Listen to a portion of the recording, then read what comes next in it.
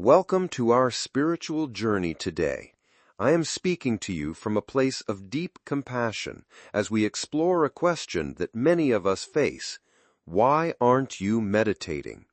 This isn't meant to induce guilt, but rather to invite honest self-reflection. In the chaotic rhythm of our modern lives, we find ourselves caught in endless cycles of activity. We rush from one task to another, fulfilling external demands, yet neglect the inner sanctuary that meditation offers. We might say we don't have time, or we're not in the right mood.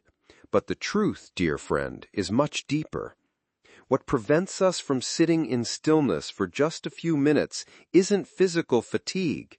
It's what we might call the laziness of consciousness, the soul's resistance to looking inward and confronting the truths that reside within us.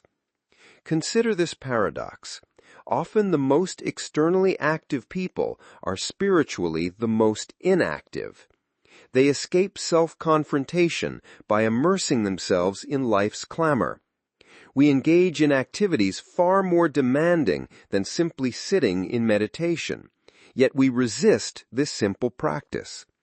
If you've struggled with traditional meditation, please don't judge yourself harshly.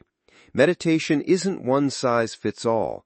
Some find peace in music, others in silence. What matters is discovering the method that resonates with your soul's nature, one that helps clear your mind and elevate your consciousness. The laziness of consciousness often emerges from what we might call brain chaos and ego dominance. When our minds swim in conflicting thoughts and confused emotions, directing our awareness inward becomes difficult, and our egos, forever seeking control, resist any practice that threatens their authority. Why do we surrender to this spiritual laziness? There are several reasons worth examining.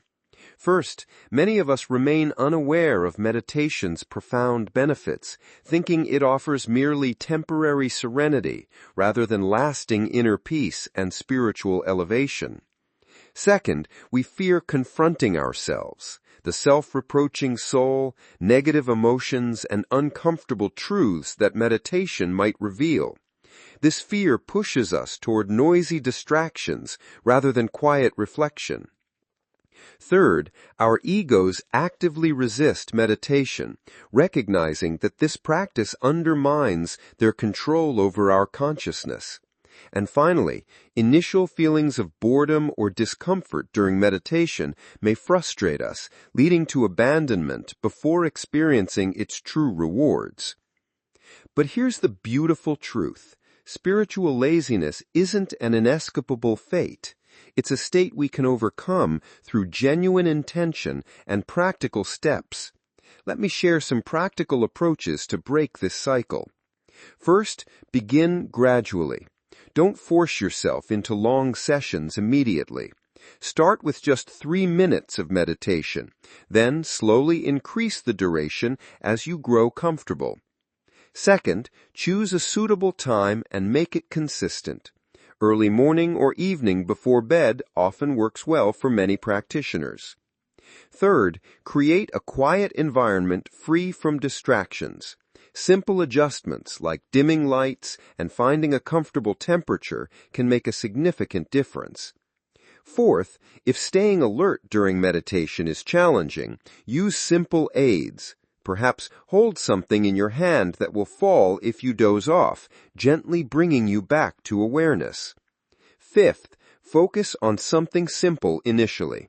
A spot on the wall, a candle flame, a flower, or even the ambient sounds around you. Sixth, and this is particularly important, don't resist thoughts when they arise. Simply observe them with gentle awareness, let them pass like clouds in the sky, and return to your point of focus. Finally, practice patience and persistence. Meditation is a journey, not a destination. Progress comes gradually with continuous practice. Be kind to yourself through the difficulties you'll inevitably encounter. Remember that meditation requires a clear conscience. If your heart feels burdened, acknowledge those feelings without judgment. The voice of your self-reproaching soul may rise during meditation, holding you accountable or stirring feelings of regret. While this voice can be uncomfortable, understand that it's part of your internal purification process. Face it with patience and compassion.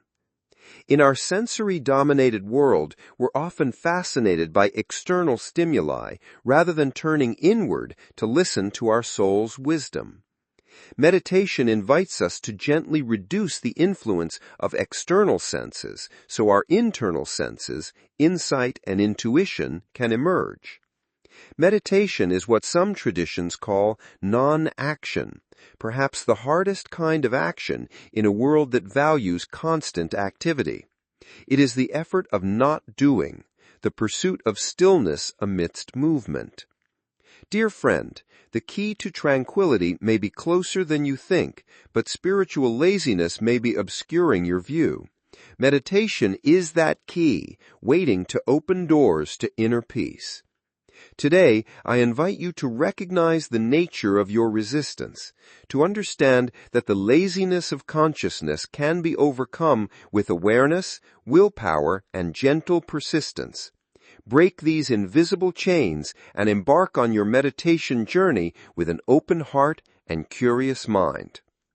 Make meditation your companion on the path toward tranquility, mental clarity, and spiritual elevation. The journey begins with a single breath, a single moment of presence. That moment can be now. Thank you for joining me in this reflection. Until we meet again, may peace be with you on your journey inward.